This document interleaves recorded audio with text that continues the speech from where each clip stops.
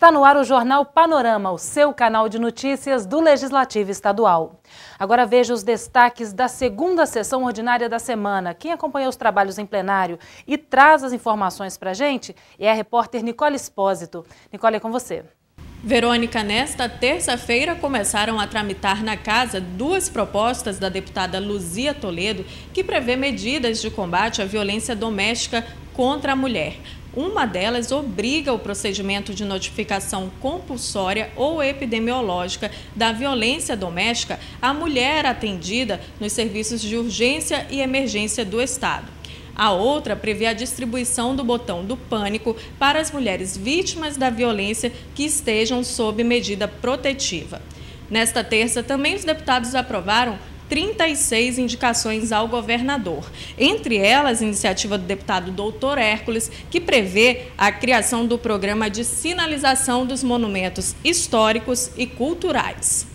Na sessão desta terça-feira, o presidente da CPI da Telefonia, deputado Sandro Locutor, e o vice-presidente, deputado Paulo Roberto, entregaram o relatório final das atividades da comissão ao presidente da Assembleia, Teodorico Ferraço. O documento deverá ser encaminhado a outros poderes para a adoção de providências no prazo de até 45 dias. O plenário da Assembleia Legislativa abriu espaço para dar voz à sociedade capixaba.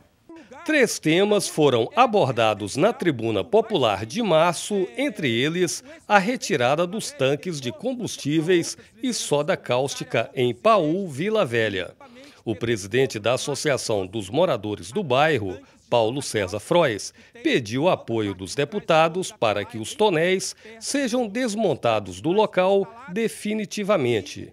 Outro assunto discutido na Tribuna Popular foi a construção de um porto no estado a ser instalado em Linhares, para escoamento de minérios. Esse é um projeto que prevê, se a gente obtiver as licenças conforme estamos planejando, nós esperamos começar as obras ainda no segundo semestre deste ano e esperamos entrar em operação nessa área de minério de ferro no ano de 2017. É um projeto que prevê um mineroduto com 511 quilômetros de extensão, passando por 19 municípios em Minas Gerais e 4 no Espírito Santo. Nós estamos estimando, com investimento no porto, de cerca de R$1,5 bilhão de reais. Esse investimento ele deve gerar, na construção do porto, cerca de 1.500 empregos. Nós esperamos gerar, na fase de operação, 900 empregos na operação do mineroduto e 700 empregos aproximadamente na operação do porto. A presidente da Associação Espírito Santense dos Advogados Públicos solicitou empenho dos deputados para aprovação de 7 projetos do Poder Executivo em tramitação na Casa. As matérias tratam da valorização das carreiras dos advogados concursados das autarquias estaduais. A Constituição Federal, ela fala que o advogado público, ele é função essencial à justiça. E ele deve ser organizado em carreira. O nosso estado, ao contrário de vários outros estados da federação, ele ainda não organizou os advogados da administração indireta em carreira, né? Apesar de o Supremo Tribunal Federal já ter falado que a Constituição, ao falar de procuradores, engloba os procuradores das autarquias e fundações públicas, né? Então, dessa maneira, trazendo essa uniformidade, nós temos todos os meios necessários e o governo já entendeu essa necessidade devido à espécie, à natureza de função que exercemos, ele já entendeu a necessidade de organização para uma autonomia, para uma celeridade do serviço público prestado pelas autarquias.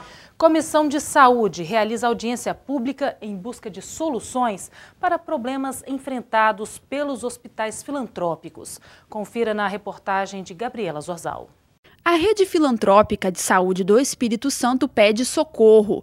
O repasse financeiro do poder público cobre apenas metade das despesas dos atendimentos para o SUS, o Sistema Único de Saúde. O tema foi debatido nesta terça-feira, em audiência pública, na Assembleia Legislativa, proposta pela Comissão de Saúde da Casa. Os representantes das entidades afirmaram que o principal problema enfrentado é o baixo valor da remuneração dos serviços prestados para o SUS. Quanto mais presta serviço, mais prejuízo você tem, porque você não repõe o custo. Um produto que custa R$10, você recebe em média 5, então você tem esse déficit que você tem que substituir com outras receitas, ou segurar investimentos, ou com emendas parlamentares ou subsídios. Para se ter uma ideia, para um parto cesariana que custa mais de R$ 1.600, o SUS repassa pouco mais de R$ 500. Uma consulta básica de adulto custa em média R$ 28 para o hospital, mas o poder público paga pouco mais de R$ 2. A rede filantrópica do estado possui mais de 3.400 leitos, sendo 84% deles destinado ao atendimento do SUS. O restante é utilizado para pacientes particulares ou de planos de saúde. Isso acontece porque as instituições filantrópicas não são públicas, mas entidades sem fins lucrativos que prestam serviço ao governo. No Espírito Santo, esses hospitais são responsáveis por 60% do atendimento do SUS. Houve um aumento no repasse de recursos, mas o gestor usou a tabela antiga, defasada há mais de 10 anos, para fazer a base de quantidade. Então, eu vou te pagar o dobro que eu te pagava, mas eu quero o dobro de serviço. Então, ficou 6 por meia dúzia. O que nós estamos propondo é o seguinte, que realmente você atualize como referência os valores dos serviços a bases atuais, né, inflação e custos, para que você possa fazer uma remuneração justa. O Poder Executivo Estadual reconhece as dificuldades. O que a gente observa historicamente nas últimas décadas, principalmente os últimos 10 anos, é que os municípios eles passaram a colocar bastante recursos e o próprio Estado colocou muito recurso na saúde e infelizmente não houve uma contrapartida do Ministério da Saúde. Nosso Estado tem colocado cerca de R$200 milhões de recurso próprio da Secretaria Estadual de Saúde para justamente complementar as tabelas e os tratamentos que são feitos dentro dos hospitais filantrópicos. Mas é necessário que justamente a gente discuta isso, tenha mais receita na saúde pública nacional para que esses repasses possam ser aumentados e valorizados. A audiência pública faz parte das comemorações do Dia Estadual dos Hospitais Filantrópicos do Espírito Santo, data instituída por iniciativa do presidente da Comissão de Saúde. E a gente está mostrando dificuldade de cada um, mas não adianta um ficar falando do outro. O importante é todos se unirem para que a população tenha um atendimento médico, hospitalar melhor. Então esse dia 11 de março foi o dia que eu fiz a lei aqui na Assembleia e meus pares ajudaram a aprovar. Dia de homenagear, de registrar o trabalho das filantrópicas. Perfil das pessoas presas por crimes motivados pela dependência química é tema de debate em comissão temática aqui da casa.